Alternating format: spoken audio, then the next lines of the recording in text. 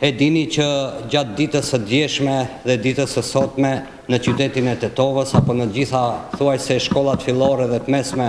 të komunës Tetovës ka pasur paralajmërime të rreme apo alarme të rreme për bomba në shkollat fillore dhe të mesme të komunës tonë. E dim që situata është shqetësuese dhe gjitha institucionet përkatëse kanë ndërmarrë masat e nevojshme për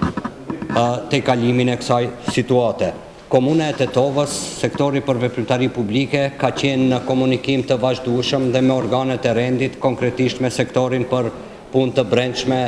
në qytetin e Tetovës, ku ne kemi kërkuar nga ana e sektorit për punë të brendshme që të merret kjo situatë seriozisht dhe të rritet prezenca e njësive të policisë, hetim dhe të shpejt dhe transparent për paraqitësit e këtyre rasteve, bashkëpunim me drejtorët e shkollave fillore dhe të mesme, si dhe informim zyrtar të menjëhershëm të organeve të rendit. Ju bëjmë thirrje dhe nxënësve, arsimtarve, si dhe prindve që jemi dakorduar edhe me organet e rendit dhe me drejtorët e shkollave, sapo kemi mbaruar edhe takimin me drejtorët e shkollave fillore dhe të mesme të komunës Tetovës, ku gjatë paraqitjes së një alarmi të rrejshëm për bombë, normalisht që organet e rendit bëjnë evakuimin e nxënësve nga objektet e shkollave dhe njëjtit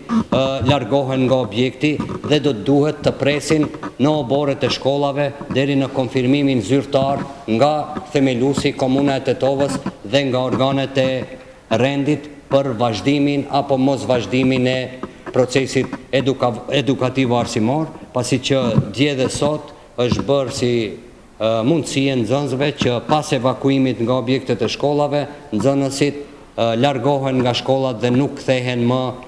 në procesin edukativ arsimor. E dini që nuk mund të humbet procesi edukativ arsimor, është mirë që të presin instruksionet e organeve kompetente, duke përfshirë instruksionet që do të vinë nga themeluesi Komuna e Tetovës, po njëkohësisht në bashkëpunim dhe me organet e rendit, siç është sektori për veprimtari, sektori për punë të brendshme në qytetin e Tetovës.